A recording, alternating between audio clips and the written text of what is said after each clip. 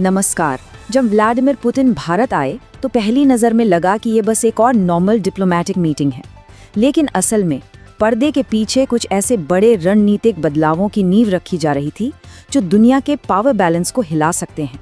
तो चलिए इस अहम दौरे के सबसे बड़े खुलासों को एक एक करके समझते हैं। तो सवाल ये उठता है कि क्या ये बस एक और मीटिंग थी या फिर भारत रूस के रिश्तों में सच में कोई बड़ा मोड़ आ गया है। आइए जरा करीब से देखते हैं कि हुआ क्या। पूरे 3 साल के इंतजार के बाद आखिरकार 23वां भारत रूस वार्षिक शिखर सम्मेलन हुआ और यकीन मानिए इस मीटिंग ने सिर्फ पुरानी बातों को आगे नहीं बढ़ाया बल्कि दोनों देशों की पार्टनरशिप के लिए एक बिल्कुल नया, एक बहुत बड़ा स्ट्रेटेजिक रास्ता तय कर दिया।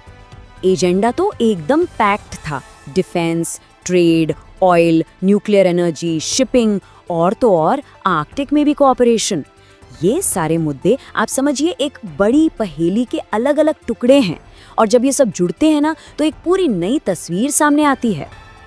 अब देखिए इस दौरे का जो सबसे पहला और बड़ा नतीजा निकला ना, वो कोई मिलिट्री डील या इकोनॉमिक अग्रीमेंट नहीं था। नहीं, वो थी एक बहुत ही स्मार्ट सॉफ्ट पावर चाल, रूस का सीधे सीधे इंडियन मीडिया में एंट्री लेना। अब मन में सवाल आ रहा होगा, ये आरटी इंडिया है क्या? देखिए, आरटी यानी रशिया टुडे, ये रूस की सरकारी इंटरनेशनल मीडिया कंपनी है और ठीक पुतिन के दौरे के साथ ही इसका Indian version RT India officially launch हो गया और यहीं पे इसका असली खेल है। अब तक देखिए इंडिया में इंटरनेशनल न्यूज़ मतलब बीबीसी या सीएनएन मतलब वेस्टर्न मीडिया का दबदबा था, लेकिन आरटी इंडिया के आने से अब रूस के पास एक सीधा चैनल है, अपना नजरिया, अपनी बात सीधे भारतीय लोगों तक पहुंचाने के लिए। तो सॉफ्ट पावर से हटकर अब बात करते हैं असली हार्ड पावर की, क्योंकि इस समिट का जो सबसे बड़ा, सबसे अहम आउटकम था वो था एक मिलिट्री एग्रीमेंट। इसका नाम है RALOS, reciprocal exchange of logistics support agreement. और इसकी टाइमिंग देखिए, पुतिन के भारत आने से ठीक 1 हफ्ता पहले रूस की पार्लियामेंट ने इसे पास कर दिया। ये एक बहुत साफ इशारा था। तो इसका सीधा सीधा मतलब क्या है? दोनों देशों के लिए भारत को मिल जाती है रूस के आर्कटिक मिलिट्री बेस तक पहुंच, जिससे हमारी नेवी यूरोप तक आराम से पहुंच सकती है, और बदले में रूस को मिलता है मुंबई और चेन्नई जैसे हमारे स्ट्रेटेजिक पोर्ट्स का एक्सेस, जिससे इंडियन ओशन में उसकी ताकत कई गुना बढ़ जाएगी।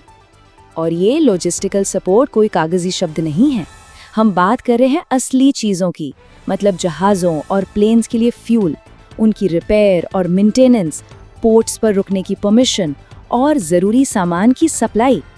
ये सब कुछ नेवी, एयरफोर्स और आर्मी तीनों के लिए है। अब जाहिर है इस अग्रीमेंट के बाद एक सवाल दिमाग में आता है कि क्या रूस अब इंडिया में अपना परमानेंट मिलिट्री बेस बनाने जा रहा है? जवाब एकदम साफ है, नहीं।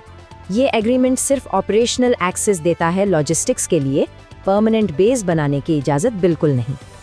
अच्छा, ये जो मिलिट्री कोऑपरेशन है ना, ये एक और बहुत बड़े और लंबे आर्थिक विजन का दरवाज़ा खोलता है, और वो है एक बिल्कुल नया स्ट्रेटेजिक ट्रेड कॉरिडोर। देखिए, अभी तक जो हमारा ट्रेडिशनल समुद्री रास्ता है वो स्वेज कनाल से होकर जाता है, मतलब रेड सी जैसे तनाव वाले इलाकों से। लेकिन ये जो नया नॉर्दर्न सी रूट है, ये एक तेज़ और सीधा रास्ता है जो इन सारे जियोपॉलिटिकल झंझटों से कोसों दूर है। और सबसे बड़ा फ़ायदा, ये नया रास्ता भारत और यूरोप के बीच सामान और तेल पहुंचाने के टाइम को 30 से 40% तक कम कर देगा। सोचिए ये ग्लोबल ट्रेड के लिए कितना बड़ा गेम चेंजर है। तो जब हम इन सब चीज़ों को एक साथ देखते हैं, मीडिया, मिलिट्री और ये नए ट्रेड रूट्स, तो एक बात बिल्कुल साफ हो जाती है, ये भारत रूस के रिश्तों का एक पूरा का पूरा अपग्रेड है। और कहानी यहीं खत्म नहीं होती। तेल की बिना रुकावट सप्लाई की गारंटी, कुडिनकुलम में नए न्यूक्लियर रिएक्टर्स और दोनों देशों के बीच व्यापार को $100 अरब तक ले जाने का एक बहुत बड़ा टारगेट, ये सब भी इस डील का हिस्सा हैं। तो कुल मिलाकर देखें तो ये सिर्फ एक मीटिंग नहीं थी, इसने भारत रूस के संबंधों को मीडिया से लेकर मिलिट्री और ट्रेड तक हर एक फील्ड में एक नई स्ट्रेटेजिक ऊंचाई दी है।